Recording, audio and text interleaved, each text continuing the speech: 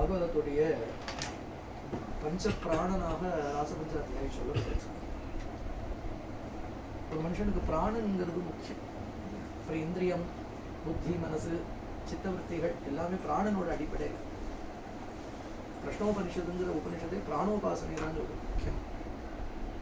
பிராணன் இருந்தால் தானே இந்திரியம், மனசு, புத்தி எல்லாம் இயங்குறதுன்னா பிராணன் முக்கியம்.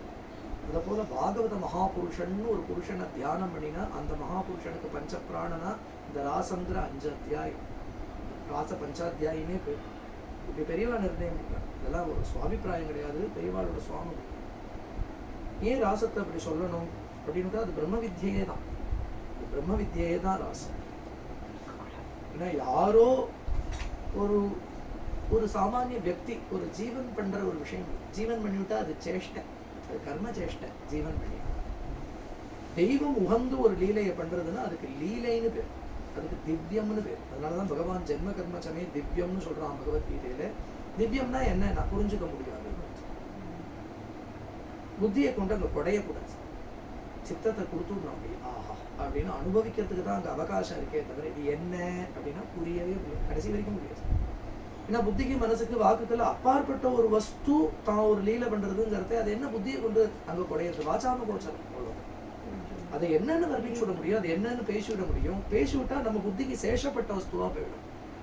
அங்க அனுபவிக்கிறதுக்கு மட்டுமே அவகாசம். அப்படிங்கிறதுனாலதான் பகவான் தன்னுடைய லீலைகளை சொல்றதையே திவ்யம் அப்படின்னு சொல்றான். என் பிறப்போ என் லீலைகளையோ நீ புரிஞ்சுக்கவே முடியாது. ஏன்னா கிருஷ்ணாஷ்டோத்திரம் தினப்படி பண்றவாளுக்கு 2 நாமா வரும். அதுல ஒண்ணு ஷோடசஸ்திரீ சகசிரேஷாய நமஹான்னு ஒரு நாமம். ஆமா, 16,000 மகிழ்ச்சிகளை கல்யாணம் பண்ணிட்டு இருக்க உடனே அநாதி பிரம்மச்சாரி நமஹா அப்படின்னு ஒரு அர்த்தம், அப்படின்னு ஒரு நாமா உடனே வருது. வெறும் புஷ்பத்தை போடுறவாளுக்கு அது விசாரம் கிடையாது. ஏன்னா ஏதோ ஒரு அர்ச்சனையை பண்ணி முடிக்கணும்னு போட்டுடுவாங்க. விசாரம் பண்ணி பார்த்தா ஆனந்தமா என்ன ஒரு அழகு. 16,000 பேரை கல்யாணம் பண்ணிட்டு அப்படி ஒரு கிரகஸ்த தர்மத்தை அப்படி பரிபாலனம் பண்றான் பகவான். அதை நாரதர் துவாரகையில தரிசனம் பண்றார். ஒரு அத்தியாயம் வருது. நாரதர் ஒரு கிரகத்துக்கும் போய் கிருஷ்ணா எப்படி கிரகஸ்த தர்ம பரிபாலனம் பண்றாங்கிறத பார்த்தா, ஒரு ஆத்துல உட்காந்து ஒரு பொண்ணுக்கு வரன் பார்த்துட்டு இருக்கான். அந்த ஆத்து பொண்ணுக்கு வரன் பார்த்துட்டு இருக்கான். என்னடி இது ஒண்ணுமே அமைய மாட்டேங்கிறது, இந்த ஜாதகமானு சரி வருமா பாரு அப்படின்னு ஆம்படியால உட்காத்தி வச்சிருந்து ஊஞ்சல் உட்காத்திட்டு பார்த்துட்டு. இன்னொரு ஆத்துல ஒரு பொண்ணை கல்யாணம் பண்ணி ஒழுங்கா கொடுத்தனா நடத்தமா, பிறந்தாத்து பேரை காப்பாத்துரு அப்படின்னு அனுப்பிச்சு கொடுக்கறானா கண்ணில். இதெல்லாம் லோக தர்மத்தை அனுசரிச்சு புரியறதா? ஒரு ஆத்துல பார்த்தா யோகேஸ்வரனா தியானம் பண்ணிட்டு இருக்கான், ஒரு ஆத்துல உபாசனம் பண்ணிட்டு இருக்கான், ஒரு ஆத்துல பிராமண சமாராதனம் பண்ணிட்டு இருக்கான், இடுப்புல வேஷ்டியை கட்டிட்டு ஆசீர்வாதத்துக்கு நின்று இருக்கான், பிராமணால ஆசீர்வச்சனம் சொல்லிட்டு இருக்கான். இது அத்தனையும் நாரதர் பார்த்தா ஆனந்தப்படுற. அப்ப இதுதான் கிருஷ்ணனானா? இதுக்கு அப்பாற்பட்டவன் கிருஷ்ணன். எப்ப இத்தனையாவும் இருக்காரோ அப்படின்னா என்ன அர்த்தம்னா, இத்தனையாவும் யாராலையும் இருக்க முடியுமா? இதுக்கெல்லாம் அப்பாற்பட்டவனாலதான் இருக்க முடியும். புரியறதா? காஞ்சி மகாபரிவா சர்வ கல்யாண குண சம்பன்னா என்ன அர்த்தம்னு ஒரு இடத்துக்கு விவரணம் பண்ணியிருக்கா. ஒரு இடத்துல எல்லா கல்யாண குணங்களும் பகவான் இருக்கு. அதுதான் வேதமே சொல்றது, விஷ்ணோர்னுகம் வீரியானி பிரபோச்சம் அப்படின்னு கேட்கறது வேதம். எவனாலும் விஷ்ணுவோடைய வீரியத்தை பேசிட முடியும். பார்த்திவானி மிமமே ரஜாகும்சி, இந்த உலகத்துல இருக்கிற பிருத்திவியில இருக்கிற ரஜஸை எண்ணினாலே எண்ணிவிடலாம். எத்தனை மணல் துகள் இருக்கு அப்படின்னு என்ன ஆரம்பிச்சு ஏதோ ஒரு ஜென்மால எண்ணி முடிச்சாலும் முடிச்சு விடலாம். ஆனா பகவானுடைய கல்யாண குணங்களை நீ பேசி மாளாது. அவ்வளவு குணங்களும் அவனிடத்துல, அதுவும் கல்யாண குணங்கள் அவனிடத்துல இருக்கு. அப்படின்னா அதுக்கு மகாபரிவா சொன்னா, இப்போ ஏதாவது ஒரு குணம் இருக்கணும் அப்படின்னா ஒரு தோஷம் இருக்கும். உலகத்துல பாக்குறோம் நம்ம இல்லையா? ஒரு தோஷம் இருக்கதான் இருக்கும் லோகத்துல. குணமே அது எடுக்கெடுக்க வருது. எல்லா குணங்களுடையும் ஒரு உச்சமா தான் பகவான் இருக்கா. அந்த குணத்துல ஏதோ ஒரு 50%, 70% எல்லாம் கிடையாது, 500% இருக்கும் அந்த குணம் அவங்ககிட்ட. அது பூர்ணமா இருக்கும் அந்த குணம் அவங்ககிட்ட. இப்ப ராமாயணத்துல சொல்றது, ஒரு இடத்துல அவருக்கு கோபம் வந்ததுன்னா பிரளயாக்னிக்கு சமமா கோபம் வரும். அவருக்கு பொறுமைனா பூமிக்கு துல்லியமான பொறுமை. இது எப்படி 2 பேர்ட்டையும் ஒரே சமயத்துல இருக்கும்? ஒருத்தன் கோபிஷ்டன்னு நீ சொன்னா அவங்ககிட்ட நீ பொறுமையை எதிர்பார்க்கவே கூடாது. ஒருத்தர் ரொம்ப பொறுமையானவனா அவங்ககிட்ட நீ கோபத்தை எதிர்பார்க்கவே முடியாது.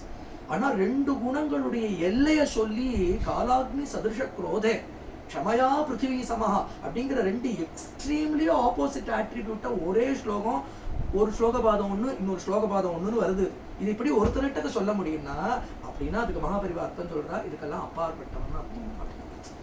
இந்த குணங்களுக்கெல்லாம் அப்பாற்பட்டவனாலதான் அந்த குணத்தை எப்பப்ப பரிகிரகிக்கணுமோ அப்பப்போ லோக சங்கிரகார்த்தம் அந்த குணத்தை பரிகிரகிக்கிறார், இல்லைன்னா அதுக்கெல்லாம் அப்பாற்பட்டவராகவே இருக்கார். அப்படிங்கிறதுனால அதெல்லாம் இது புத்திபூர்வமா புரிஞ்சுக்கக்கூடிய விஷயம் இல்லை, இதெல்லாம் பஜனை பண்ண வேண்டிய விஷயம். அதுக்காக தான் பகவான் நாமரூப குணங்களை எடுத்துட்டு வரான். இல்லைன்னுட்டா எதுக்கு இல்லையா? தான் தன்னுடைய சுதாமத்துல இல்ல தன் ஸ்வரூபத்துல அப்படியே ரமிச்சுட்டு இருக்க தெரியாத இல்லையா?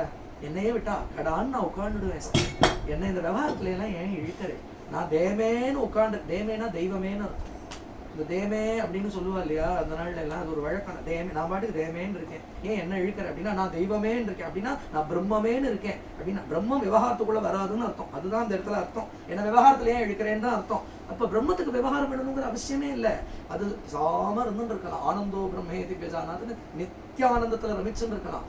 ஆனா இப்ப கீழே இறங்கி வந்ததுனால அந்த ஆனந்தத்துக்கு குறைச்சல்னு அர்த்தம் இல்லை, தன் ஸ்வரூபத்துல இருந்தபடியே ஆனா பல நாமரூபங்களை பிரகடனம் பண்ணி இல்லையா அப்படி ஒரு லீலையை ஸ்தாபிச்சு நம்மள உத்தாரணம் பண்ணணுங்கிற பரம கிருபதான் அவதாரத்துக்கு காரணம் இந்த இடத்துல. அதனால இப்ப அவன் ரூபத்தை எடுத்துட்டாங்கிறதுனால அது நம்மள மாதிரி பிராகிருத ரூபம்னு அர்த்தம் இல்லை. அவன் ஒரு லீலை பண்றாங்கிறதுனால ஏதோ அவரும் பாவம் கொஞ்சம் அவருக்கு சம்சார வாசனை ஏறிடுத்து போல இருக்கு பகவானுக்கும், அதனால அவர் பண்றார் போல இருக்கு அப்படின்னு நினைச்சுன்றப்படாது. அதனாலதான் சொன்னேன், இத்தனை கிரகஸ்தாசிரம பரிபாலனம் பண்ணிட்டு இருந்தாலும் கூட அவன் அநாதி பிரம்மச்சாரி. பிரம்மச்சாரின்னா என்ன அர்த்தம் அப்படின்னு, இந்திரியங்களை வசப்படுத்தினவன பிரம்மச்சாரின்னு சொல்லணும். வாஸ்தவத்துல பிரம்மச்சரியம்னா கல்யாணம் பண்ணிக்காதவான்னு அர்த்தம் இல்ல, இந்திரிய நிகிரகம் பண்ணினவான்னு அர்த்தம், இந்திரியத்தை வசத்துல வச்சுருக்கிறவான்னு அர்த்தம். இங்க அநாதி பிரம்மச்சாரினே நமஹான்னா என்ன அர்த்தம்னா இந்திரிய வியாபாரமே இல்லாதவன் அர்த்தம். இந்திரியம் இருந்தது, அந்த இந்திரியத்தை கட்டுப்படுத்துறாங்கிறது விஷயம் இல்லை. இப்ப பீஷ்மாதிகள் சரபங்காதிகள்லாம் இந்திரியத்தோட போக்க அப்படியே நிறுத்தி பகவான்கிட்ட கொண்டு ஒடுக்கறா, அதுக்கு யோகம்னு பேரு. இங்க பகவானுக்கு இந்திரிய வியாபாரம் இருந்தது, அப்புறம் இந்திரிய வியாபாரத்தை ஒடுக்கினான்னு அர்த்தம் இல்ல. இந்திரியம் மனசு புத்திக்கெல்லாம் அப்பாற்பட்டவன், அதோக்ஷன்னா அதான் அர்த்தம். அக்ஷம்னா இந்திரியம், அந்த இந்திரியங்களுக்கு புலப்படாதவன் பிடிபடாதவன்கிறதுனாலதான் அதோக்ஷன்னே பகவானுக்கு பேர். அதனால நீ பகவான் இடத்துல போய் அவன் மனோ வியாபாரமா இந்திரிய வியாபாரமா சித்தவருத்தியா அப்படிங்கிற பேச்சே அங்க கிடையவே கிடையாது. அப்படிப்பட்ட சைத்தன்யம், சுத்த சைத்தன்ய வஸ்து ராசம்னு ஒரு லீலை பண்றதுன்னா அப்ப அது என்ன, அது என்ன, அது என்னன்னு பேச முடியும்? ராசத்து நாராயண தீர்த்த தரங்கத்துல பேசுறதே பார்த்தா கோபிகைகள் பரஸ்பரம் கிருஷ்ண தத்துவத்தை பேசிக்கிறா. இந்த இடத்துல பரமபுருஷம் அனுயாம வயம் சഖி, ஒரு பரமபுருஷர் டி, அது அகண்ட வஸ்துதி, அது அத்வயம் அகண்டம். இப்படி ஒரு கீர்த்தனை இருக்கு, கோபிகைகள் பாடுற மாதிரி ஒரு கீர்த்தனை இருக்கு. அப்படியே உபனிஷத் வாக்கியத்தை கோத்து கோத்து கோத்து கோத்து கோத்து, ஏன்னா உபனிஷத் அர்த்தம் கிருஷ்ண சரித்திரமா. ஆனா ஒண்ணு, உபனிஷத் கேட்கணும்னா உபனிஷத் கிளாஸுக்கு போயிடலாம். ஆனா நமக்கு கிருஷ்ணனை ரசிக்கணும். ஆனா கிருஷ்ண பக்தாளுக்கு என்ன ஒரு பெரிய பெருமைனா, நாங்க சகஜமா ராசம்னு சொல்லுவோம், நாங்க கோவர்தனோதாரணம்னு சொல்லுவோம், எங்களுக்கு அப்படி கிடைச்சுடும். ஆனா உள்ள பார்த்தா உபனிஷதா தான் இருக்கும் அது. ஆனா உபனிஷத் கிளாஸ் போறவனுக்கு கிருஷ்ண விஷயம் கிடைக்காது, நமக்கு வேணும் உபனிஷத்தோட சேர்த்து கிடைச்சுடும். புரியுறதா? உபனிஷத் கிளாஸ் போறவனுக்கோ ஆத்மாரே ஸ்ரோதவ்யா திரஷ்டவ்யா மந்தவ்யா நிதித்தியாசித்தவ்யான்னா இதை மண்டையை வச்சுட்டு வர வேண்டியதாங்க, புரிஞ்சாப்புல இருக்கு. ஆனாலும் அப்படின்ட்டு வருவா இல்லையா? அப்படி இல்லாதபடி நமக்கோ நான் உபனிஷதே தான் நமக்கு லட்டு மாதிரி கிடைச்சோம். வெறும் கடலமாவா இல்லாம அதுல பூந்தி பண்ணி அது ஒரு சக்கரை பாகல ஊற போட்டா அதே கடலமாவு தான் நமக்கு ததேவ அதே வஸ்து லோச்சன சமத்காராய பூயாச்சிரம்னு கிடைக்கிறாப்புல கிடைச்சு விடுறது நமக்கு ஒரு பெரிய அது. அது இவாளுக்கு பாக்ய லிபி அப்படி எழுதியிருக்கு தலையில கிருஷ்ண பக்தாளுக்கு. உபனிஷத் அர்த்தமே சரித்திரமாக ஆகும். அப்படி ராசங்கிற 5 அத்தியாயம் சாமானியம். வேதாந்தமா கூட உபன்யாசம் பண்ண முடியும் இந்த விஷயத்தை. ஆனா வேதாந்தத்துக்கு போய் அந்த வேதாந்தத்தை கேட்டுக்கலாம். நமக்கோ பிருந்தாவனம், யமுனா புலினம், நிகுஞ்சம் அப்படின்னுட்டா ஆசையா இருக்கு. ஹிருதயமே அப்படியே யமுனேனா பக்தனுடைய ஹிருதய பாவமே யமுனை. பக்தனுடைய ஹிருதயம் பாவத்துல அப்படியே பிரவகிக்கிறது இல்லையா, சல சல சலன்னு ஓடுறதுதான் இவ பக்த பாவம், அதுவே யமுனை. அந்த பாவம் ஸ்திரமா கிருஷ்ணத்துல பிரதிஷ்டையா இருக்கிறதே கோவர்தனம். இவனுக்கு மேனி செலுக்கிறதே அதிலே யமுனை, அதே பிருந்தாவனத்துல இருக்கக்கூடிய புல்வெளிகள். இவனுடைய ஹிருதயமே நிகுஞ்சம், அதுல ராதாகிருஷ்ண யுகலம் லீல பண்றது அப்படின்னு விட்டா இதுதானே ஒரு கிருஷ்ண பக்தனோட ஸ்வரூபமா இருக்க முடியும். அப்படிங்கிறது அதுல எத்தனைக்கு பாவ விஸ்தாரமோ அத்தனைக்கு லீலா விஸ்தாரமும் நடந்துட்டே இருக்கும். நான் பாவ விஸ்தாரம் அப்படிங்கிறது மட்டும் எப்படி ஏற்படும்னா குரு கிருப்பையால தான் ஏற்படும். கிருப்பதானே தவிர இல்லைன்னா அதை புரிஞ்சுக்க முடியாது. பாவம்னா கல்பனை நினைச்சுட்டு ஒரு சில பேர் என்ன சார் கல்பனை தானே அப்படின்பா. இமேஜினேஷன் இல்லை பாவம் அப்படின்னா ஒரு கல்பனை. நீ ஜென்மா தலைவிழான்னாலும் இப்படிலாம் ஒரு கல்பனை வரவே வராது. எங்க இருந்து வரும் சொல்லுங்க பார்த்து. இப்போ பாகவதம் நம்ம படிக்கிறோம், பாகவதத்துல சுக உவாச்ச இவா உவாச்ச அவா உவாச்ச கோபி ஊற்றுன்னு வருது இல்லையா? அப்படின்னா என்ன அர்த்தம்னா பாவுகாலோட ஹிருதயம்னு அர்த்தம். இந்த ஸ்லோகத்துல வரக்கூடிய சுவானுபவம்லாம் ஒரு உத்தம பாவுக்கனுக்கு ஹிருதயத்துல ஸ்புரிக்கும். இப்போ பாகவதமயமா நம்ம ஹிருதயம் ஆயிடுத்தானால் இந்த ஹிருதயம் பிருந்தாவனமா ஆயிடும். அப்புறம் இதுல பாவங்கள்லாம், இதுல இல்லாத பாவங்கள்லாம் கூட ஹிருதயத்துல ஸ்புரிக்கும். அதுதான் பல மகான்களோட கீர்த்தனமாகவும் பிரபந்தங்களாகவும் பாசுரங்களாகவும் வந்திருக்கு. பாகவத ஒரு கோடு போட்டு காண்பிக்கிறது, இப்படிதான் பாவுக்க ஹிருதயம் இருக்கும் அப்படின்னு காண்பிக்கிறது. அதனால பிருந்தாவனம்ங்கிறது ஒரு ஊரு கிடையாது, ஒரு பிராகிருத்தமான பிரதேசம் கிடையாது. பக்த ஹிருதயம், ஒரு பிரேமிக ஹிருதயம். அதுல சதா யமுனைங்கிற பாவ தரங்கம் பிரவகிச்சுட்டே இருக்கு. அதுல அழகான இல்லையா ஒரு அழகான பாவம்ங்கிற ஒரு மலைய மாருத்தம் வீசிண்டே இருக்கு. பக்தனுடைய ஹிருதயமே பூர்ணச்சந்திரன் போல அந்த இடத்துல பிரகாசிக்கிறது.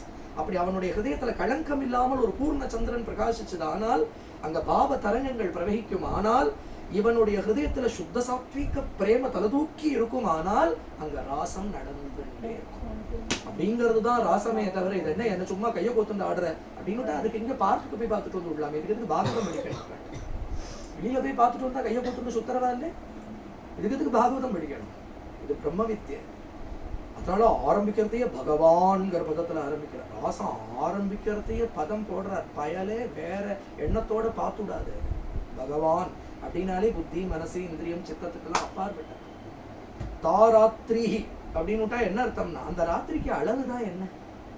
அந்த ராத்திரின்னு ஒரு ராத்திரியை சொல்ற, அந்த ராத்திரி அப்படி இருந்ததுங்கிற. அப்படின்னா என்ன அர்த்தம்னா அந்த ராத்திரி இன்னைக்கும் முடியல, அது என்னைக்கும் முடிய போறது இல்லை. எவர் லாஸ்டிங் எட்டர்னல் நைட். அப்படி ஒரு நைட் அது முடியவே முடியாது. ஏன்னா என்னைக்கு ராசத்தியானம் ஓயறதோ அன்னைக்கு அந்த ராசம் முடிஞ்சது. என்னைக்கு ராசத்தியானம் ஓய போறது, என்னைக்கு ஒரு பக்தன் எங்கேயாவது சந்த அப்படின்னு யாரோ பாகவதாள் பாடிட்டு தான் இருக்க போறா, அது பரியந்த ராசம் நடந்துதான். யாருடைய சித்தமெல்லாம் ராசத்துக்கு போறதோ அதெல்லாம் கோபி ஹிருதயம் தான் அப்படின்னு பார்த்தோம்னா ராசத்துக்கு என்னைக்கு ஓய்வு ஒழிச்சது. இன்னைக்கும் பிருந்தாவனத்துல நிகுஞ்சவனம்னு இது ராச நிதிவனம்னு ஒரு இடம் இருக்கு. அதுதான் ராசஸ்தலின்னு பேர் இருக்கு. ராசஸ்தலின்னு பேர் இருக்கு. இப்போ அது இப்ப அங்கதான் ராசம் நடக்கிறதான்னா அதுதான் அந்த பிருந்தாவனம்ங்கிறது அது ஒரு பிராகிருத பூமனம் இல்லை. இப்ப அது அந்த இடம் தான் ராசம் நடக்கிற இடமா அப்படின்னு அதுதான் அந்த கிருஷ்ண பக்தனோட ஹிருதயம். இப்ப நமக்கு கைலாசம்னா இதுதான் கைலாசமா அப்படின்னு ஆமா நீ பாவிச்சு பார்த்தா இதுதான் கைலாசம். பாவத்துல இருக்கு இந்த கைலாசங்கிறது. கைலாசங்கிறது ஒரு ஜியோகிராபிக்கல் என்டிட்டி இல்ல. இந்த இடத்துல டிபெட்டை தாண்டி இந்த பார்டரை தாண்டி நீங்க இத்தனை தூரத்துல இந்த ஆல்டிடியூட்ல போனா சிவன் இருப்பாருன்னா அது இருப்பார எங்க இருப்பார்? ஆமா சார் அதுதான் கைலாசம். மானச சரோவர் இங்க இருந்து பைனாகுள்ளர் கூட தெரியும், சிவன் தெரியுற இல்ல சார். இத கைலாசம்னு பாவிக்கணும். அங்க இருக்கு விஷயம், புரியறதா? உபாசனையில இருக்கு விஷயம். இதுதான் பிருந்தாவனம். ஆமா இதுதான் பிருந்தாவனம். இங்கதான் ராசம். ஆமா இங்கதான் ராசம். பாவி உன் பாவம் எத்தனை வசரத்துக்கு பறக்கிறதோ, உன் சித்தம் எத்தனை வாசனைகள் எல்லாம் தள்ளிட்டு சம்சாரத்தை தள்ளிட்டு இந்த ஃபிளைட்ல மேல போக போக இந்த பூமி ஒரு புள்ளி மாதிரி ஆயிடுறதோ இல்லையோ, அதுக்கப்புறம் இந்த பூமியே தெரியாத ஒரு வசரத்துக்கு ஃபிளைட்ல பறக்க முடியறாப்புல சித்தமும் பறக்கணும். இந்த சம்சாரம் தெரியாத வசரத்துக்கு பறக்கணும். அப்போ ராசம் பிடிக்கும். அப்போ உனக்கு உபாசனத்துக்கு ஒரு ஸ்தானம் வேணும்னா பிருந்தாவனத்துக்கு ஒரு ஸ்தானம் இருக்கு. ஆனா உன் சித்தம் அங்க பறந்தாதான் அங்க ராசம் தெரியும். ஆனா இன்னைக்கும் பிருந்தாவனத்துல ராத்திரி வேளையில சல் சல் சல் சல்னு சப்தம் கேட்குங்கிறாங்க. அதனால இன்னைக்கும் பிருந்தாவனத்துக்குள்ள போனேன்னா இந்த நிதிவனத்தை சுத்தி வீடுகள்லாம் இருக்கும். எல்லாம் வீடுகளா இருக்கும், நடுவுல பார்த்தா லீலாஸ்தானங்களா இருக்கும். அப்படிதான் பிருந்தாவனமே. அவளுக்கு அவள் கிருஷ்ணனோட வாழ்க்கை, அவளோட வாழ்க்கை, பிரஜவாசிகளோட வாழ்க்கை. அந்த நிதிவனத்தை ஃபேஸ் பண்ணி இருக்கிற கிரகங்கள்லாம் மூடி இருக்கும். அந்த ஜன்னலை எவர் க்ளோஸ்டா தான் வச்சுப்பான். அந்த ஜன்னலை திறக்க மாட்டான். ஏன்னா அங்க பகவான் ராத்திரி ராசம் பண்றா அப்படிங்கிறதுனாலே அந்த ஜன்னலை சீல் பண்ணி வச்சுடுவான். அந்த பக்கம் திறக்க மாட்டான். அப்படி ஒரு பாவம் அவள். ஆனா இன்னைக்கும் அடுத்த நாள் காலம்பரை அந்த நிதிவனத்துக்குள்ள போறதே புஷ்பங்களும் அங்க மாலைகளும் சந்தனங்களும் இறைஞ்சு முழுக்க இன்னைக்கும் தரிசனம் ஆறுது. இன்னைக்கு நடக்கிறது பிரத்யட்சமா பார்க்க. இப்ப ராச நித்தியமும் நடக்கிறது. அப்ப அந்த ராத்திரிக்கு எங்க முடிவு? அந்த ராத்திரிக்கு பக்த ஹிருதயத்துல நடந்துட்டே இருக்குன்னு அர்த்தம். இப்படி கோபிகைகள் எல்லாம் ஒரு வேணுகானம் பண்ணி அழைக்கலாம். வேணுகானம் இவன் பண்ணிவிட்டானா அப்புறம் அவா சித்தம் படுற பாடு. ஒரு கோபி ஹிருதயத்தை கொண்டு பார்த்தாதான் அது என்னன்னு புரியும். அதனாலதான் நம்மாழ்வார் சொன்னார், இது என்ன அப்படின்னா என் நெஞ்சால பாரு அப்படின்னா. என் நெஞ்சால பார்த்தாதான் புரியும். என் ஹிருதயத்தால பார்த்தாதான் இது என்ன பாடுபடுத்தும், என் நெஞ்சினால் நோக்கி காணினார் நம்மாழ்வார். ஒரு கோபி ஹிருதயத்தோட பார்த்தாதான் அந்த வேணுகானம் என்ன பண்ணுன்னு தெரியும். நிலை பெயராது சிலை போல நின்ற பாடுறாரு. நேரமாவலே மிக வினோதமான முரளிதரா. இதெல்லாம் சும்மா இல்லை. இந்த பாட்டெல்லாம் இன்னைக்கு சும்மா சகஜமா கொலுவுல பாடுறது, அப்புறம் எங்க போனாலும் அலைப்பாயுதே பாடேன் அலைப்பாயுதே பாடேன் அப்படின்னு என்ன அலைப்பாயுதே. இது எப்பேற்பட்ட ஒரு கோபி விரகத்தை சகஜமா சொல்றாரு ஊத்துக்காடு வெங்கடகவி. தெளிந்த நிலவு பட்ட பகல் போல் எரியதேனா சத்தியமா எரியறத வாழ்க்கை.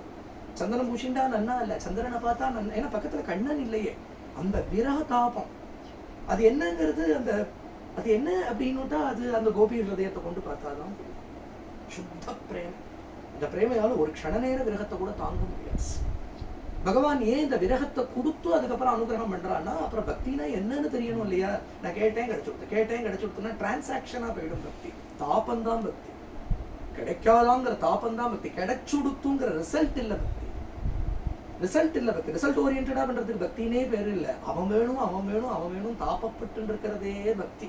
வராட்டி போறான், அது அவனோட இஷ்டம். பக்தாள் காத்துதான் இருப்பான், துடிச்சுட்டுதான் இருப்பா. துடிக்கிறதுலயே ஒரு ஆனந்தம் இருக்கு, துடிக்கிறதுலயே ஒரு ஆனந்தம் இருக்கு. எந்த குப்பனுக்கோ சுப்பனுக்கோவா துடிக்கிறோம், நம்ம துடிக்கிறது பரவஸ்துக்கா அப்படிங்கிறதே எப்பேற்பட்டது.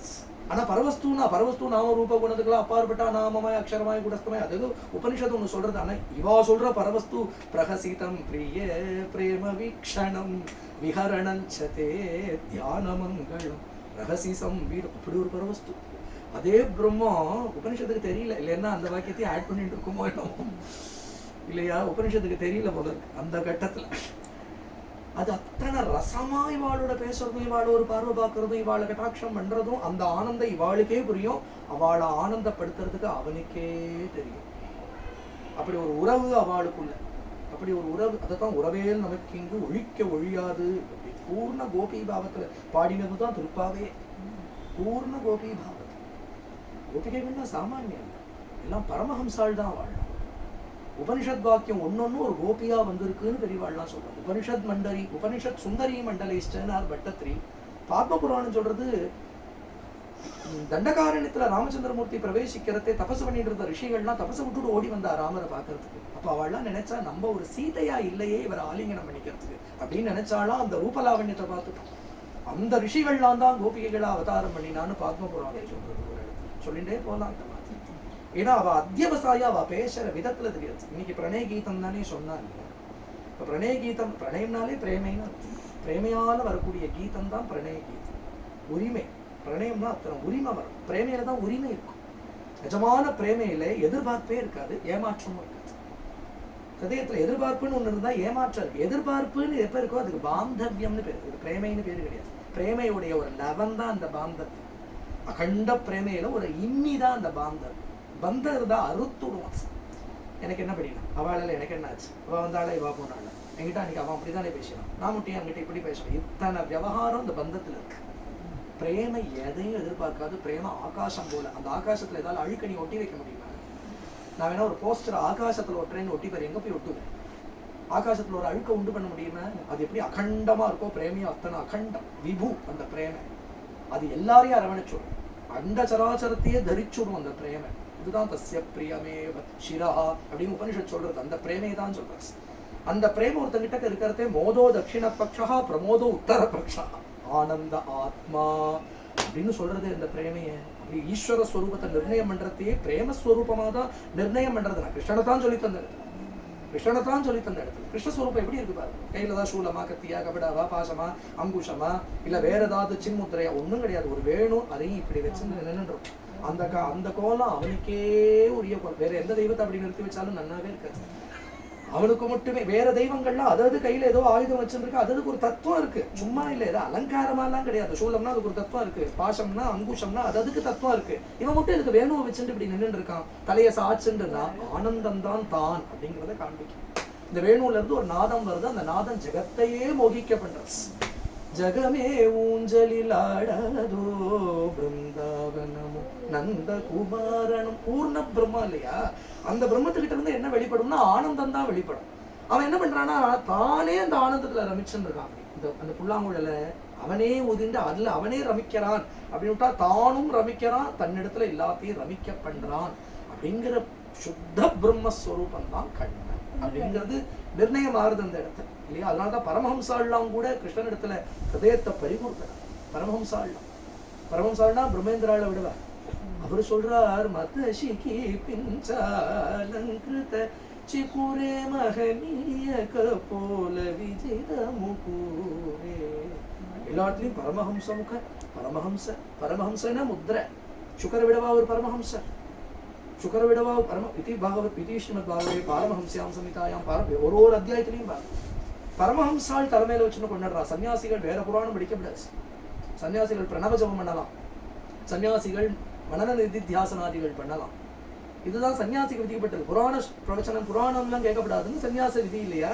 பாகவதம் மட்டும் சுத்த சாத்வீக புராணமா இருக்கிறதுனால சன்னியாசிகளும் பாராயணம் பண்ணுவாங்க. இப்ப சன்னியாசிகளும் தானே பாராயணம் பண்ணுவா அந்த ராசத்தை இல்லையா? சன்னியாசிகளும் தானே பாராயணம் பண்ணுவா. அப்ப என்னன்னா கோபிகைகள் சொல்றா, இதுக்கு பலஸ்ருதி பின்னாடி இன்னைக்கு பாராயணம் 47வது அத்தியாயம் உத்தவ சந்தேசத்துல இந்த பாகவதத்தை படிச்சுட்டே இருந்தா, இந்த கிருஷ்ணகதையை கேட்டுட்டே இருந்தா என்ன கிடைக்கும்னா, அவ ஒரு ஒரு நிந்தாஸ்துதி மாதிரி உத்தவனை பார்த்து சொல்றா, அவன் கதையை எங்க கிட்ட பேசாது. ஏன்? ஆமா, அவங்க கதையை கேட்டா கௌபீனத்தை கேட்டீங்கன்னா ஆண்டியானா போயிடுவான் எல்லாரும் இல்லையா? துவந்த்வ தர்மா வினஷ்டாக சபதி கிரக குடும்பம் தீனமுத்ஸ்ருத்ய தீனாக பகவ இஹ விஹங்க பிக்ஷுச்சர்யாம் சர பரமம்சாளா ஆயிடுவாங்க. இந்த கிருஷ்ணகதையை கேட்டுன்னு இருந்தா ஒருத்தனுக்கு சர்வ சம்சார தாபமும் போயிடுமா. அதனால அவன் அத்தனை வைராக்கியம் சித்திச்சு அவன் பரமஹம்சனா போயிடுவான், பரமஹம்ச கதியில போயிடுவான்னு கோபிகைகள் விளையாட்டா சொல்றத போல அவ சொல்றா. என்ன ஒரு ஆச்சரியம். அப்ப எல்லோரும் வேணுகானத்தை கேட்டு இட்டது இட்டபடி ஓடி வர. இதுதான் இங்க முக்கியமா பார்க்கணும். அப்படின்னா அவ இன்னாருக்கு மனைவி, இன்னாருக்கு குழந்தை, இன்னாருக்கு அம்மா, இன்னாருக்கு சகோதரி, இன்னாருக்கு பந்துங்கிற எல்லா ஐடென்டிட்டியும் விட்டுட்டு வரான்னு அர்த்தம் அந்த இடத்துல. இப்ப எந்த ஸ்வரூபம் மிச்சப்படுறது, எது ராசத்துக்கு ஓடி வருதுன்னா பிராகிருதமான அந்த சரீரம் இல்ல. இந்த பிராகிருத சரீரம்ங்கிறதானே அம்மா அப்பா அண்ணா தம்பி அப்படிங்கிற இந்த சரீரத்துல இருக்கிற அபிமானம், இந்த ஸ்தூல சரீரம் அதுல தான்கிற அபிமானம், அதை விட்டுட்டு வரான்னு அர்த்தம் அந்த இடத்துல.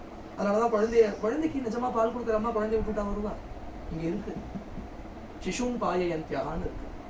அம்மா குழந்தைக்கு பால் கொடுத்துட்டு இருக்கிறவா குழந்தைய விட்டுட்டு வரானா, அப்ப கண்டிப்பா பூத்தனை இல்லையே இவாள்லாம் ஒண்ணும் அப்படின்னா நிர்தயா இருக்கிறவாளா ராசத்துக்கு வரப்போறா? நான் கேட்கறேன். ஒரு குழந்தைக்கு பால் கொடுக்குற அம்மா இல்ல நம்ம கண்ணன் வேணுவாதனம் பண்றான், இந்த குழந்தையாவது ஒண்ணாது அப்படின்னு போட்டுட்டா வருவா? அப்படி போட்டுட்டு வரவளுக்கு ராசத்துல ஸ்தானம் உண்டா? தர்மத்தை விட்டுட்டு வருவாளுக்கு இங்க ஸ்தானம் கிடையாது. இதுக்கெல்லாம் அப்பாற்பட்டு அந்த சித்தம் பூர்ணமா கண்ணன் இடத்துல லயிச்சு போய் தன்னை பூர்ணமா, அதாவது இந்த பிராகிருதமான இந்த சரீரம் அதுல தான்கிற எண்ணம் இதை எல்லாத்தையும் விட்டுட்டு ஒரு ஜோதிர்மயமான ரூபத்தோட தான் இவாள்லாம் ராசத்துக்கு வராங்கிறதுதான் நிர்ணயமா இருக்கு இந்த இடத்துல. புரியறதா? அந்த சிந்தனமே இல்லை, பிரபஞ்ச ஞாபகமே இல்லைன்னு அர்த்தம் அந்த இடத்துல. இது அலௌகீகமான லீலைங்கிறது இங்கேயே புரியறது இந்த இடத்துல. இல்லைன்னா பாகவதத்துல ஒரு பரமஹம்சர் 7வது நாள்ல மோட்சம் போகணும்னு நினைக்கிற ஒருத்தனுக்கு போய் ஊர்கதையா சொல்லிட்டு இருக்க போற? ஊர்கதையா சொல்லுங்க. ஐயா வேற ஏதாவது தத்துவத்தை சொல்லலாமே. நீ சரீரம் இல்லை, நீ ஆத்மா, நீ சரீரம் இல்லை ஆத்மான 1000 ஜடபரதர் மாதிரி இன்னொருத்தர் கதையை கூட எடுத்து சொல்லலாமே இல்லையா? ஜடபரதர் சரித்திரத்தை உள்பட அத்தனையும் சொல்லிட்டு வந்துட்டோம். அடியோட எல்லாத்தையும் சொல்லிட்டு வந்து அந்த பிளாட்ஃபார்மை நன்னா போட்டு அதுல ராசத்தை அரங்கேற்றாரு அப்படின்னா என்ன அர்த்தம்னா, நீ 1000 ஜீவன் முக்தன் சரித்திரத்தை கேளு, நீ 1000 பக்த சரித்திரத்தை கேளு, இதெல்லாம் எதுக்கு? நான் ராசம் கேட்கறதுக்கு ஒண்ணு அதிகாரியா பண்றதுக்கு தான். தசமஸ்ய விசுத்தியர்த்தம் நவானாமி லட்சம் அடியோட சொல்லிட்டு வந்த சரித்திரங்கள்லாம் ராசத்தை ஸ்ரத்தையா கேட்கறது அப்படின்னு அர்த்தம். அதனால பிராகிருத லீலையே இல்லை, இது அப்ராகிருதம். புரியாது. நம்ம கைக்கு ஏதோ கிடைச்சு கொடுத்து 4 ஸ்லோகம் கண்ணுக்கு தென்படுறது குரு கிருபையால ஏதோ வசதிங்கிற அளவுக்கு புரியுது. ஏதோ அப்படி வாசம் அப்படின்னு கையை குவிக்கிறாரா குருநாதர் சொல்லி இருக்கார் அப்படின்னு தெரியறதே தவிர இதுக்கு மேல குரு கிருபையால பாவ விஸ்தாரம் ஏற்பட்டாதான் அது என்னன்னு தெரியும். அப்போ பகவான் வேணும்னு அவளை சீன்றான். போங்க, யாரும் உங்களை அவர் சொன்னா இருப்பீங்க?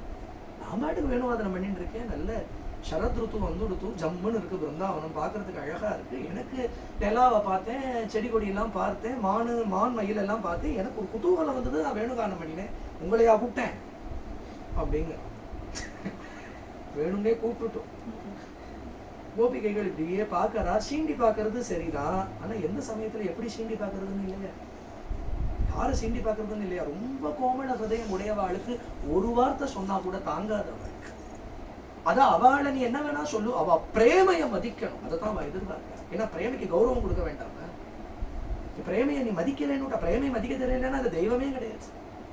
சீதையை காணோன்னு உடனே ராமர் துடிக்கிறாரோ இல்லையோ? ஏன் துடிக்கிற? இது அவதார பிளான் தானே. ராவணன் தான் வருவான், தூக்கிட்டு தான் போவான், மாரீச்சன் இதுக்கு தான் வந்திருக்கான். அன்னைக்கு 12வது வயசுல மாரீச்சன் எதுக்கு விட்டு வச்ச? சுபாஹோ வதம் பண்றதே மாரீச்சனே வதம் பண்ணி இருக்க வேண்டியதானே.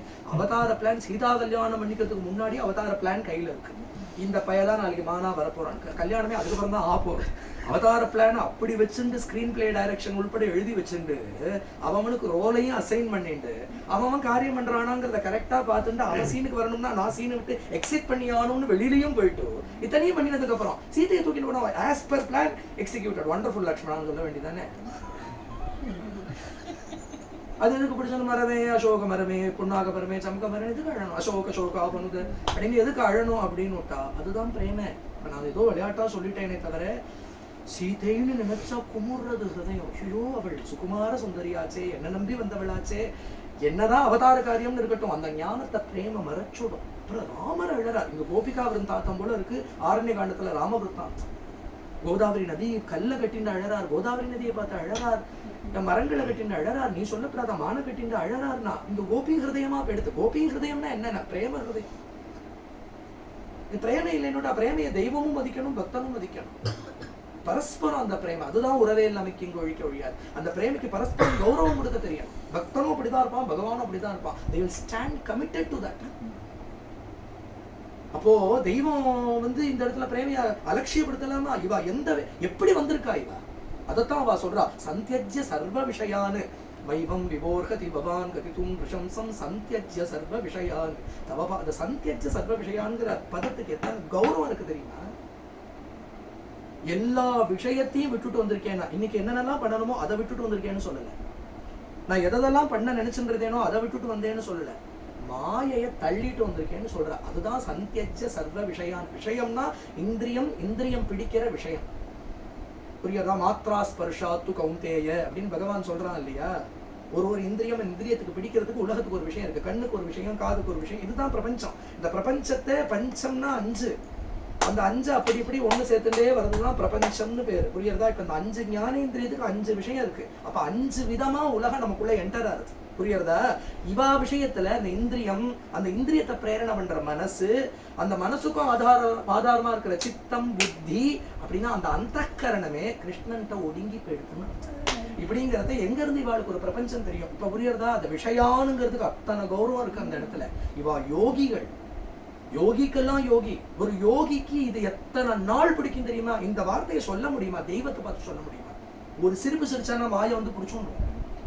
ஒரு சிரிப்பு சிரிச்சான்னா போதும், அவனுடைய சிரிப்புல மாயை இருக்கு அப்படின்னா விராட் புருஷ வர்ணனமே வருது. ஜனோன்மாதகரியதா அப்படின்னு இருக்கு இவனுடைய சிரிப்பு. ஜனங்களை உன்மாதம் பண்ணிடுவான், மாயையில பிரமிக்க பண்ணிடுது. மாயையே இவனோட சிரிப்பு தான் அப்படின்னு வருது.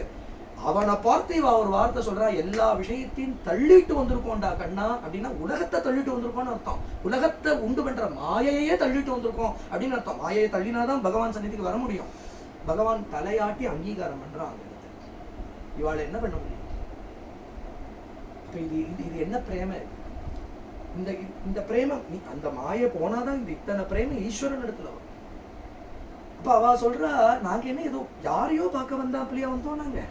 நீ யாருன்னு எங்களுக்கு நன்னா தெரியும், நீதான் எல்லோருக்குள்ள இருக்கிற ஆத்மான்னு எங்களுக்கு தெரியுங்கிற உபனிஷத் வாக்கியம். பிரகதாரணிக்கு உபனிஷத். பிள்ளைகிட்டக்கு ஏன் பிரியம் வருது? சரீரத்தாலேயா பிரியம் வருது? உள்ள ஆத்மா இருக்கிறதுனாலதான் பிரியம் வருது. பத்னி கிட்டக்கு பர்த்தாக்கு ஏன் பிரியம் வருது? பத்னி சரீரத்தாலே இல்ல, அதுல வெறும் ஊழசத. இதுல என்ன இருக்கு பிரியம்? இல்ல பர்த்தா மேல பத்னிக்கு வர பிரியம் எதனால? பாரியா பிப்யதி தஸ்மின் காயேங்கிறார் ஆதிசங்கர். பர்த்தா பேசிண்டே இருந்தார், பக்கத்துல உட்காந்து பாரியாவும் பேசிண்டே இருந்தா. பேசிண்டே இருக்கிறத பர்த்தா அப்படி பிடிச்சா இப்படி சாஞ்சி விட்டார். இப்ப பர்த்தான்னு தோணுமா, மிருத சரீரம்னு தோணுமா? உடனே அந்த பாரியா என்ன தெரியுமா பண்ணுவா? வெளியில போய் யாராவது வாங்கல, எனக்கு சுத்த பயமா இருக்கு அப்படின்னு 4 பேர் கூப்பிட்டு தான் வரும். ஏன் பர்த்தா தானே, இதனால உன்னோட நன்னாதானமா பேசிட்டு இருந்தார் அப்படின்னு விட்டா. இல்ல அவர் போயிட்டார், அது கிடக்கு அப்படின்னா. அப்ப பாஞ்சபௌதிகம் கௌரவம் எல்லாம் ஆத்மாவா. ஆத்மனஸ்து காமாய பாரியா பிரியா பவதி, ஆத்மனஸ்து காமாய பதிஹி பிரியோ பவதி அப்படின்னு பிருகதாரண்யகன் சொல்றது. அதை இங்க அழகா சொல்றா, பிரேஷ்டோ பவாம் ஸ்தனுபிருதாம் கிலபந்தூரா அப்படி பிருகதாரண்யக வாக்கியம். இத்தனை பிரியமும் யாரால ஏற்படுறதுன்னா ஒன்னால ஏற்படுறது. நீ எல்லாருக்குள்ளேயும் அந்தர்யாமியா இருக்கிறதுனால பதி மேல பத்தின்னு பிரியம் ஏற்படுறது, பிராத்தா மேல பிராத்தான்னு பிரியம் ஏற்படுறது, பந்து மேல பந்துன்னு பிரியம் ஏற்படுறது. ஒன்ன தள்ளிவிட்டா எல்லாம் வெறும் ஜட்டம் தானே. மனசும் ஜட்டம், இந்திரியமும் ஜட்டம், பிராணனும் ஜட்டம், சித்தவருத்தியும் ஜட்டம், ஸ்தூல சரீரமும் ஜட்டம், சூக்ஷ்ம சரீரமும் ஜட்டம், அதுக்கு சப்போர்ட்டிங்கா இருக்கிற பிராணனும் ஜட்டம், வெளியில தெரியற இந்த எக்ஸ்டர்னல் ஸ்கெலிட்டல் ஃப்ரேமும் ஜட்டம். எதுதாண்டா சத்தியம்னா சைத்தன்யம் தான் சத்தியம். நீதானே இந்த சைத்தன்யம். அவித்யால இது அதுங்கிற பிரம தோன்றதே தவிர சத்தியமா நீதான் எல்லாமாவும் இருக்க. உன் கிருப்பையால அவித்யங்கிற பிரம விலைக்கு எடுத்து உன் சந்நிதிக்கு வந்து நின்று இருக்கும். நித்திய பிரியே அப்படிங்கிற நித்திய பிரியம் ஆத்மாட்ட தாண்டா வர முடியும், சரீரத்திட்ட வரவே வராது. அப்படிப்பட்ட நித்திய சித்தமான வஸ்து, பிரியத்துக்கு காரணமும் ஆத்மா. அந்த பிரியத்தை ஆத்மாட்ட தான் செலுத்த முடியும். பிரியம் உண்டாறதும் ஆத்மா இல்ல, பிரியத்தோடைய அத்தியவசானமும் பரியவசானமும் ஆத்மால தான். அப்படிங்கிறத என்ன ஒரு நாள் மரிச்சு ஒரு நாள் தோன்றி ஒரு நாள் மரிக்கிற சரீரத்துல போய் என்ன பிரியம்? இங்க ஒண்ணும் அர்ஜுனனுக்கு பண்ணின கீதோபதேசத்தை இங்க பண்ணல. இதை மாறி மாறி மாஞ்சு மாஞ்சு சொல்றான் அர்ஜுனனுக்கு சாங்கிய யோகத்துல. நீ சரீரம் இல்ல, நீ ஆத்மா, நீ மாமான்னு பார்க்காத, சித்தப்பான்னு பார்க்காத, பெரியப்பான்னு பார்க்காத, சம்பந்தின்னு பார்க்காத, உங்குழந்தைன்னு பார்க்காத, ஆத்மா தாண்டா சத்தியமா இருக்கு. இந்த சரீரம்லாம் ஒரு நாள் வரும் ஒரு நாள் போகும். இந்த மாதிரி பல சரீரம் வந்து கொடுத்து எடுத்து அப்படின்னு எத்தனை ஸ்லோகம் சொல்லியும் அர்ஜுனன் வந்து புத்தி மோய செய்வமேங்கிறான். எனக்கு ஒன்றும் புரியலையேங்கிறான். கோபிகளுக்கு எந்த உபதேசம் பண்ணினதா தெரியலையே. சுவாபா பொறப்பிலேயே ஞானிகள் வாழும் சாமான்யமா. அதனாலதான் கோபிங்கிற வாக்கியத்தை கூட வெளியில பகவான் எங்கேயுமே எடுக்கல. யார்கிட்டயுமே எனக்கு ஒரு பிருந்தாவனத்துல சில பேர்லாம் இருக்கா அப்படின்னு சகஜமா கூட பகவான் பேசிவிட மாட்டான் அந்த விஷயத்தை. ஏன்னா விஷய கௌரவம் அப்பேற்பட்டது. இதெல்லாம் புரியாது. நம்ம கோபியம்னாலே என்ன அர்த்தம்னா ரொம்ப ரகசியமா கோபியமா வச்சு இந்த கோபியமா வச்சுக்கோங்க அப்படின்னு ரொம்ப ரகசியம், அத்தி ரகசியம்.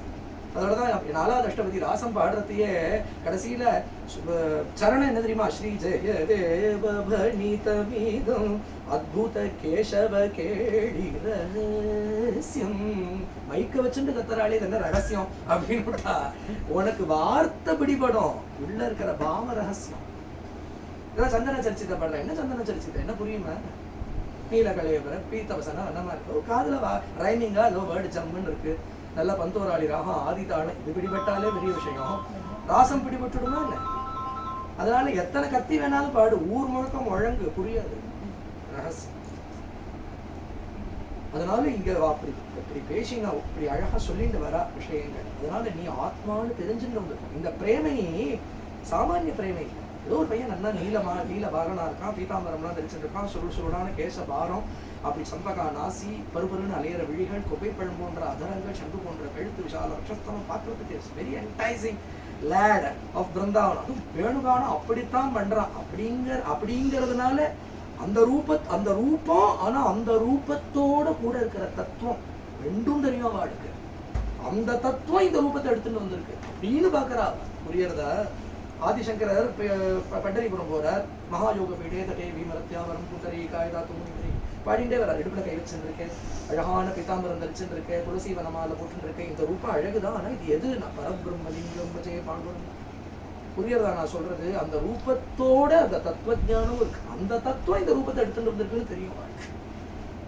அதுதான் பக்தியோட ஒரு அழகு. பக்தினா குருட்டுத்தனமான பக்தி, தத்துவஜானத்தோட கூடின பக்தி. ஆனா வேதாந்திகளுக்கு அது அனாமமாய் அக்ஷரமாய் கிடைச்சாலும் எங்களுக்கு எங்க நந்தகுமாரனாத்தான் கிடைக்கும். அதனால ஊதுகாடு வெங்கடகிரி அழகா சொன்ன, பூர்வ அவதாரத்துல இருக்கிற எந்த ஆயுதத்தையும் இந்த கிருஷ்ணாவதாரத்துக்குள்ள, அதுவும் பிருந்தாவனத்துக்குள்ள கொண்டே வரக்கூடாது. இங்க துவாரகையில கூட சங்கு சக்கரம்லாம் இருக்கு. பிருந்தாவனத்துல சக்கரத்தை எடுத்தான்னு கிடையவே கிடையாது. அசுரன் மண்டையில போட்டா கூட வேணுலயே மண்டையில போட்டுருவோம். புரியுறதா? வேற ஆயுதம் ஏதாவது காமிச்சுட்டா வேற பெருமாள்னு ஓடி போயிடுவானா? யாரும் பெருமாள் ஈட்டு போயிடுவானோ? கண்ணத்துல போட்டுப்பாளே தவிர கண்ணத்தை நிமிண்டுவாளோ? அதனால இந்த ஊர்ல இதெல்லாம் சங்கு சக்கரம் குடை கமண்டலம் கோடரி கோதண்டம் இங்கு இவை ஆகாது. ஏன்னா இதெல்லாம் தூக்கி ஒரு மூட்டை கட்டி யமுனைக்கு அந்தண்டை போட்டு, நான் அதெல்லாம் இல்லை, நான் உங்க ஊர் கண்ணா, உங்க ஆத்து மாட்டுக்கார பையன் தான் நான் அப்படின்னு சொல்லிட்டு இங்க வந்து அழகான குழலோடு மான்மத திலகமும், அந்த அழகான கொம்போடு குழலோடும் மான்மத திலகமும் இது அப்படியே ஜிலு ஜிலு ஜிலு ஜிலுன்னு இந்த ஊர்ல உலா வந்துன்னு இருக்கே ஒரு சுவாமி. இப்படி ஒரு அவா ஊர் மூர்த்தி. பிருந்தாவனத்துக்குன்னே வந்தவா. பிரஜவாசிகள் தான் பிச்சை போடணும் கிருஷ்ணபக்தி. அதனால அவா சொன்னா மதுரா விட்டு மதுராக்கு அக்ரூரர் அழிச்சுட்டு போனார்னு ஒத்துக்க மாட்டாவா. மாதிரி இருக்கு. நான் இப்ப பிரணய கீதத்துல இதெல்லாம் தான் ஆச்சரியமா பார்க்க வேண்டிய விஷயம். அதுல அழகா ஒரு சில சுவாரஸ்யங்கள் சொல்றா. அதுல அவ சொல்றா, நாங்களா வந்தோம்னு நினைக்கிறேன், எங்க கால்கள் தானே வந்துச்சு. சித்தம் சுகேன பவதா பகிருதம் கிரகேஷு எந்நிர்விஷத்கிருத கராவதி கிருஹ்ய கிருத்யே. உன்னை யார் வேணுவாதனம் என்ன சொன்ன? எங்களை கூப்பிட்டு பெருசா தர்மத்தை உபதேசம் பண்றியே, நீ பாட்டுக்கு ஒழுங்கா இருந்தா நாங்க பாட்டுக்கு விசாம இருக்கோம், நாங்க பாட்டுக்கு காரியம் பார்த்துக்கணும். உன் வேணுகானம் காதல் விழுந்ததோ எங்க சித்தம் அபகரிக்கப்பட்டது. யோகிகள்லாம் சித்தத்தை ஹட்டம் பண்ணி உன்னிடத்துல நிறுத்தணும்னு பாக்குறா. ஆனா நாங்க ரொம்ப ஹட்டம்லாம் பண்ணவே இல்லை. இந்த பிராணாயாமம் பண்ணினாலா இல்லை ஏதாவது விரதங்கள் பண்ணினாலா ஏதாவது நியமங்கள் அனுஷ்டிச்சாலும் ஒண்ணுமே இல்லை. சுவாவமா எங்க ஹதயம் உன்னிடத்துலயே வந்து உன்னுடைய வேணுகானத்தோட எங்க ஹதயம் வந்து சுகமா அபகரிச்சு நுடுறேன். அபகரிச்சுன்னுட்டு அப்புறம் எங்களை அழைக்கவும் அழைக்கிற எங்க கால்கள் தானே வேணுகானம் என்ற இடத்துக்கு வந்து நிக்கிறது. இப்ப பாரு வந்து நிக்கிறது பாரு. ஒரு இடத்துக்கு போய் பழக்கம் இருந்ததுன்னா கால் அந்த வழியா போனா தானே நம்மளறியாம அந்த வழியா அந்த இடத்துக்கு போயிடும். அப்படி வாழ்க்கை ராசஸ்தலிக்கு வந்து பழக்கம். அதனால அவ சொல்றா, எங்களை திரும்பிப்போ அப்படின்னு சொன்னையானால் அப்போ ஒரு விஷயம் அங்கே இம்ப்ளைடா இருக்கு. சம்திங் இஸ் இம்ப்ளைடுன்னா நீ சொல்லாம ஒரு விஷயம் தெரியாது. திரும்பிப்போ அப்படின்னு நாங்க இப்போ சரி கண்ணன் சொல்றான் அப்படின்னு திரும்பி போனோம்னா என்ன அர்த்தமா இருக்குன்னா நாங்களா சங்கல்பிச்சுட்டு வந்தோம்னு அங்க அர்த்தமா இருக்கு. அப்படியா நடந்தது? அப்ப நீ சொல்ற பட்சத்துல இது எங்களுடைய மனசா சங்கல்பிதமான விஷயமா போயிடும். இப்ப நீங்க திரும்பி போன்னு சொன்னேன்னா என்ன இம்ப்ளைடா இருக்கு? What is implied? என்ன தெரிய வருது? அதுல இருந்து என்ன இன்ஃபர் பண்ணலாம்னா, ஓஹோ இவாளெல்லாம் பேசி வச்சுட்டு 6 மணிக்கு வேணா கிளம்பி நம்ம கண்ணனை போய் பார்த்துட்டு வந்து விடலாம்னு ஏதோ ஒன்றும் தெரியாத வாழை போல வந்து நிக்கிறான்னு அர்த்தம் ஆகிடும். அப்ப இந்த பிரேமிக்கு நீ கொடுக்குற கௌரவமே, நாங்களா வந்திருந்தா நாங்களா போவோம், நாங்களாவா வந்தோம்? ஜோ துமு தோடோ பியா தோடோ மேனகி தோடுங்கிறா மீரா. இந்த உறவு உண்டு பண்ணினவன் நீ, முறிச்சுக்கணும்னா நீ முறிச்சுக்கோ, எங்களை முறிச்சுக்க சொல்ற. நாங்களா பண்ணின எங்களை இப்ப திரும்பி போக சொன்னையானால் யோகிகளுடைய சரீரம் யோகாக்னியில பஸ்மமாகும், எங்க சரீரம் விரகாக்னியில பஸ்மமாகும். அதனாலதான் பகவான் தியான யோகத்தை சொல்லிட்டு வரது 6வது அத்தியாயத்துல கீதையில தியான யோகத்தை சொல்லிட்டு வந்து ஒரு தியான யோகிய கர்மயோகியை காட்டிலும் ஞான யோகியை காட்டிலும் சிரேஷ்டம்னு சொல்றான் தியான யோகிய. ஏன்னா ஒரு ஞான யோகி என்ன பண்றான் அப்படின்னுட்டா சித்தவൃத்திகளை அனாத்மா ஆத்மா அனாத்மா ஆத்மான்னு அனாத்மாவெல்லாம் தள்ளிவிட்டு ஆத்மால ஒடுக்கி ஒடுக்கி ஒடுக்கி ஒடுக்கி ஒரு ஞான யோகி என்ன பண்றான்னா ஞானத்தை நோக்கி போறான். அப்ப கூட அவனுடைய சித்தம் அபியாசம் இல்லாததுனால சட்டுன்னு உலகத்தை போய் பிடிக்கதான் பிடிக்கும். சும்மா அனாத்மா ஆத்ம விசாரம் பண்றதுனால மட்டும் சித்தம் ஒடுங்கி விடாது. ஏன்னா ஏதோ வேதாந்த சிரவணம் பண்றான், அதனால ஏதோ கொஞ்சம் தெரிஞ்சுட்டு இருக்கான், ஆத்மாவை தவிர எல்லாம் அனாத்மா அப்படின்னு பிரபஞ்சத்தை அனாத்மான்னு தள்ளுறான், அப்படின்னு புத்திபூர்வமா தள்ளுறான். இன்னும் அனுபவம் அவனுக்கு சித்திக்கல. ஆனா ஒரு கர்மயோகி என்ன பண்றான் அப்படின்னுட்டா காரியங்கள் பண்ணிட்டே வரான், அதை பகவத் சமர்ப்பணமா பண்றான். அது கூட எத்தனை தூரம் ரூடமா அவனுக்கு கர்மயோகம் சித்திச்சு சித்த சுத்தி ஏற்பட்டு தத்வாரா அவனுக்கு பகவான்கிட்ட போய் மனசு ஒடுங்கணும்னு தெரியல. அதனால ஒரு தியான யோகியை சொல்றதே ஞான யோகியை காட்டிலும் கர்மயோகியை காட்டிலும் தியான யோகி சிரேஷ்டம். ஏன்னா அபியாசத்தால வைராக்கியேன அபியாசேன மனசை கொண்டு கொண்டு பகவான்கிட்ட நிறுத்தறாங்கிறதுனால ஒரு தியான யோகி சிரேஷ்டமானது. ஏன்னா அங்க அபியாசம் பண்றான். பிரத்யாகாரம்ங்கிறதே மனசை கொண்டு கொண்டு பகவான்கிட்ட நிறுத்துறது தான் பிரத்யாகாரம். ஆனா இந்த யோகத்தை சொல்லி பூர்த்தி பண்றதே பகவான் சொல்றான், இவனை காட்டிலும் என் பக்தன் சிரேஷ்டம், மத்கதேனாந்தராத்மனாங்கிறான். இவனை காட்டிலும் சிரேஷ்டம். ஏன்னா இந்த அபியாசத்தாலதான் மனசு ஒடுங்கிறது அவனுக்கு. இதை ஹட்டம் பண்ணி அவன் நிறுத்தறான். என் பக்தனுக்கு போனா சுவாபாவிகமா என்கிட்ட தானே அவனோட சித்தம் இருக்கு. அதனால எல்லாத்த காட்டிலும் ஏன்னா தியான யோகிய சிரேஷ்டம்னு சொல்லிட்டு கடைசியில அந்த அத்தியாய பூர்த்தியில இவனை விட என் பக்தன் சிரேஷ்டம். ஏன்னா துருவனும் பீஷ்மரும் முதலிய சர்வங்காதிகள்லாம் அபியாசத்தால ஹதயத்தை கொண்டு நிறுத்தினா, பிரகலாதனோ கோபிகைகளோ சுவாபாவிகமா அவ சித்தம் பகவானை விட்டு போக மாட்டேங்குது. அப்ப இது என்ன சொல்றது? அதனால அவ சொல்றா, ஒரு யோகிக்கு தன் சரீரத்தை யோகாக்னியில பஸ்மம் பண்ணிட்டு கிளம்புவா. எங்களை நீ போக சொன்னையானால் 2 தப்படி நாங்க நடந்து போறதுக்குள்ள விரகாக்னி எங்க சரீரத்தை பஸ்மம் பண்ணிடும். விரகஜாக்யுபயுக்த தேகாது தியானேன யாம பதயோகோ பதவீம் சக்கியது. ரொம்ப ஆச்சரியமா இருக்கு. இப்படிதான் இருக்கு அவளுடைய பரிவாக்கம். அவ சொல்றா, நாங்க எதை கேட்டு வந்தோம்? பிரயோஜனாந்தரம்னு ஒண்ணு உத்தேசிச்சு வந்திருந்தா வேணா நாங்க வந்திருக்கிற காரியத்துல நீ ஒரு குத்தம் சொல்லலாம்.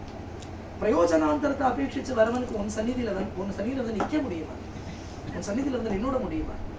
ஏதோ பிரயோஜனாந்தரத்தை அபேட்சிச்சு வந்தோம். எந்த பிரயோஜனாந்தரம்? மோட்சம் உள்பட எந்த பிரயோஜனமும் அவள் தேவையில்லை. அதனாலதான் அந்த பிரேமிக்கு கட்டுப்பட்டு நிக்கிறான் பகவான். மோட்சம் உள்பட வேணும்னா கூட மோட்சத்தை தட்டி விட்டுட்டு போயிடுவான். ஏன்னா மோட்சம்ங்கிறது 10 11 கொடுத்து விடலாம். 4 சதுர்வித பலபுருஷார்த்த சித்தியர்த்தம் சகஜமா எல்லாரும் சங்கல்பம் அவளுக்கு வேணுமோ வேண்டாம் சங்கல்பம் பண்ணிட்டு தர்மார்த்த காம மோட்ச சதுர்வித பலபுருஷார்த்த சித்தியர்த்தம் சொல்றவனுக்கு அதுக்கு அர்த்தம் புரியுமான்னு இல்லை, பண்ணி வைக்கிறவளுக்கு தான் அதுக்கு அர்த்தம் தெரியுமான்னு தெரியல. பண்ணி வைக்கிறதுக்கான இவனுக்கு மோட்சம் சித்திக்கணுங்கிற தாபம் இருக்குமான்னு தெரியல. அப்புறம் பண்ணிக்கிறவனுக்கு எங்க தாபம் இருக்க போகுது? ஆக மொத்தம் ஆனா இது வந்து சங்கல்பத்துல வேற ரொம்ப அழகான ஒரு வாக்கியம். ஆனா சங்கல்பம் ரொம்ப ஜம்முன்னு பண்ணி வைக்கிறது. நல்லா பண்ணி வச்சாரு சார் சங்கல்பம். சங்கல்பத்தையே பார்த்துட்டு இருப்பா இல்லையா, வாக்கியத்தெல்லாம் கவனிச்சுட்டே அர்த்தம் புரியறதோ இல்லையோ, அடையணுங்கிற தாப்பம் இருக்கோ இல்லையோ, இந்த மோட்சத்துக்கு அர்த்தம் கூட தெரியுமோ சொன்னார் சார்.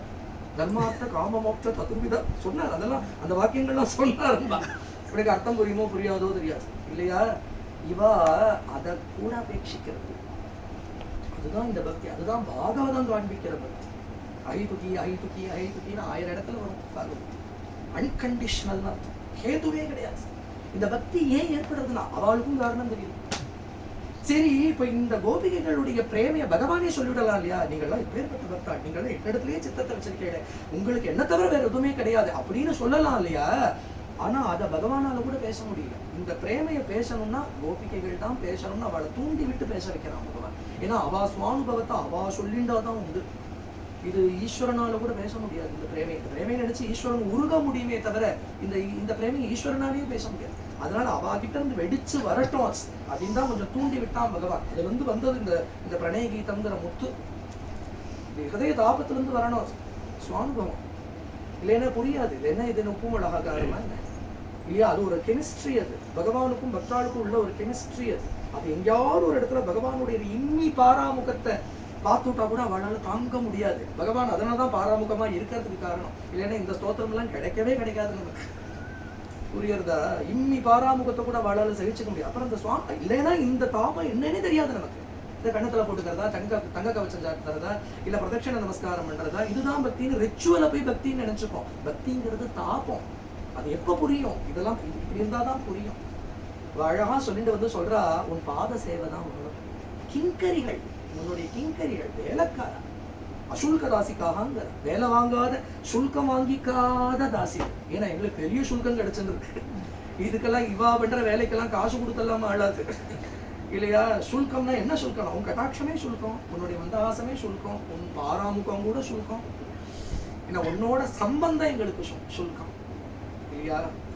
அங்கன்மா ஞானத்தரசர் அபிமான பங்கப்பட்டு நின் பள்ளிக்கட்டின் கீழே சங்கமிருப்பார் போல தலை பெய்தோங்கிறா இல்லையா. அப்பேற்பட்ட இந்திராதிகள்லாம் கூட இங்க எட்டக்க நின்று கோபாலா கோபாலன் எட்டக்க நின்று சேவிக்கிறத கோபிகைகளுக்கு சுவாபாவிகமா அப்படி கழுத்துல கை போட்டு போவான். அதனாலதான் பிரம்மருத்ராதிகளும் ராசத்துல கோபிகைகளை பார்த்து கை குவிக்கிறான் நாராயணத்துல. பிரம்மசங்கர முகானபீக பசுபாங்கனாசு பகுமான என்ன அங்க இருந்து கை குவிக்கிறாளாம். மகாலட்சுமி எட்டக்க நின்று சேவிக்கிறாள். அவளுக்கு கூட ராசத்துல ஸ்தானம் இல்லை, ராசத்தை சேவிக்கலாம் அவ்வளவு. கோபிகைகள் தான் அப்படின்னு வச்சிருந்தாங்க. அதனால அவளுடைய பாக்கியம் தனி. அசுல்கான்னு சொல்லிப்பாளே தவிர அவா சுல்கம் வேற, லோகாயுத சுல்கம் இல்லைங்கிற.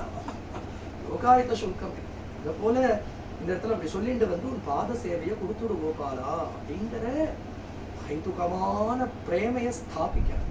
ஹைதுகமான பிரேம வேற என்ன வேணும்? நீ வேணும், நீ வேணும், நீ வேணும், அதுதான் முக்கியம்.